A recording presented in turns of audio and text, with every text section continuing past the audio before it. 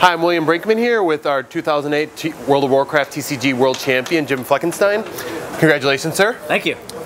And so how does it feel to be World Champion?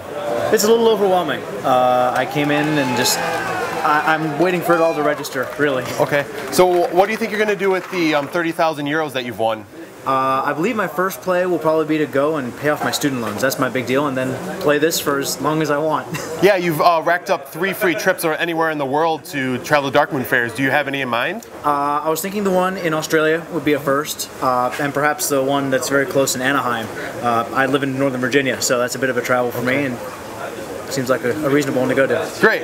And I heard that you're a master raider, that you've killed Jaden, and now you've won the chance to make your character either into a hero or ally.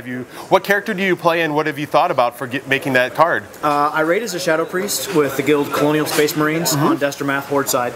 And unfortunately we already have Undead Shadow Priest, so I was thinking I would probably make a Night Elf Combat Rogue, which is my Alliance side character. Okay, and would you make that into a hero or ally? Probably a hero. There isn't a spec for one yet in the game, and I've always enjoyed combat. I wouldn't, change it to anything else. So probably a hero if I can get it. So you're gonna want to dump ARs all over at everyone? I was thinking really more try to do the stun lock thing. But, whatever they let me do in the R&D department. Okay. So how did you feel about the match, going into it and everything with Laurent?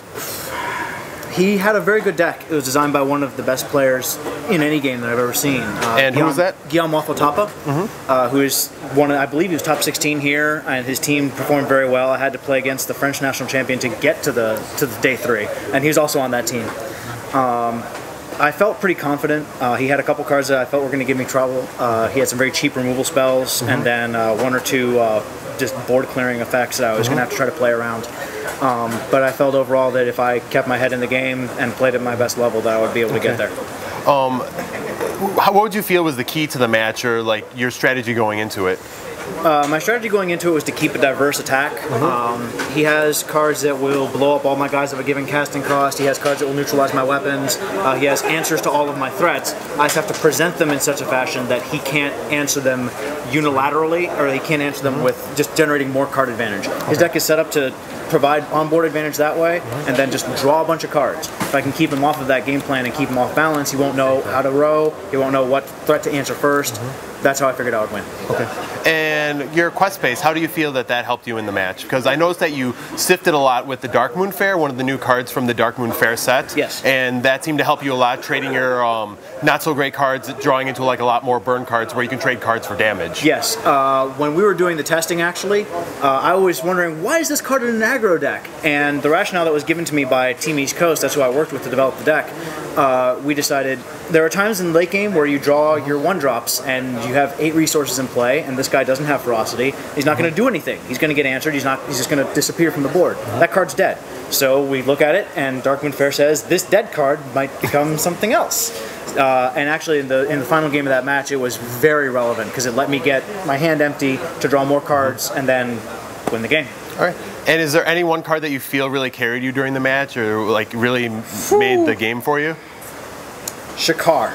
Okay. Shakar is really he's something that you have to live in fear of if you're playing against the Shaman. All of his damage is going to turn him on, and then becomes a 4/2 Ferocity guy for 3. On top of the damage that you did to turn him on.